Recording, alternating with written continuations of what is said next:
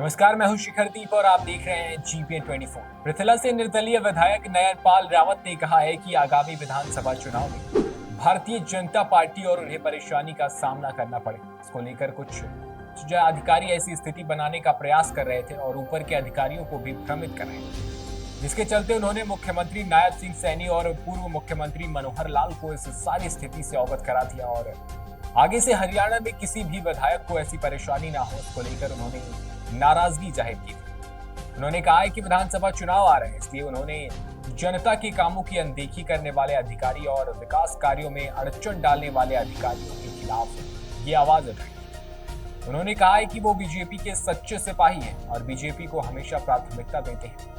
चुनाव में अगर बीजेपी टिकट देगी तो वो बीजेपी की टिकट पर चुनाव लड़ेंगे और अगर टिकट नहीं मिला तो आजाद उम्मीदवार के तौर पर चुनाव लड़कर जीत दर्ज कराएंगे। विधायक साहब, नाराजगी थी, क्या रहा, अब किस तरीके से देखते हैं सारे प्रकरण को?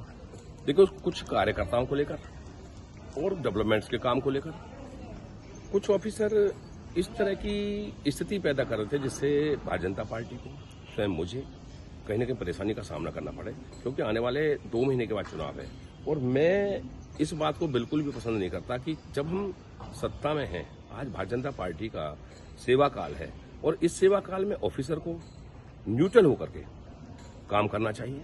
मैं ये नहीं कहता किसी दबाव में काम करें, किसी का गलत काम कर रहे हैं, मैं गलत काम के लिए नहीं कहता, लेकिन सिंपल से 2-4 काम हैं, जैसे मोटरसाइकिलों को एम्पाउंड कर देना। सरकार कहती है किस लिए एम्पाउंड करें, 1000 का, 500 का, 100 रुपए का चालान काट दो। तो ये कुछ नीचे के छोटे अधिकारियों ने बड़े अधिकारियों को भ्रमित भी किया और उन्होंने अपनी कुछ पर्सनल परेशानी के लिए कुछ ऐसी हरकतें कर दी थी जो मुझे सहन न हुई, जो मेरे लोगों के सख्त खिलाफ थी। तो केवल यही एक कारण था, मैं सरकार से नाराज हुआ। और उसके बाद जब सारी प्रक्रिया पर माननीय पूर्व मुख्यमंत्री मनोहर लाल जी ने, अभी के मुख्यमंत्री के जो नायब सैनी जी ने और इसके साथ साथ हमारे सह प्रभारी विप्लव देव जी ने, सब ने इस पर, नेताओं ने इस पर मिलकर के काम किया और मैं उसके बाद संतुष्ट भी हुआ। और सारे अधिकारियों से मैंने, एक केवल मेरे लिए नहीं, सभी MLAs को इस प्रकार की प्रक्रिया से छूट होनी चाहिए कि जो जायज काम है वो जिले स्तर पर आसानी से करा सकें, चाहे सेक्रेटरीट में है आसानी से करा सकें, क्योंकि 2 महीने का समय, हमारे पास समय नहीं बचा है। 2-2.5 साल का कोरोना काल भी रहा है, तो प्रेशर जो है वो डेवलपमेंट का भी है।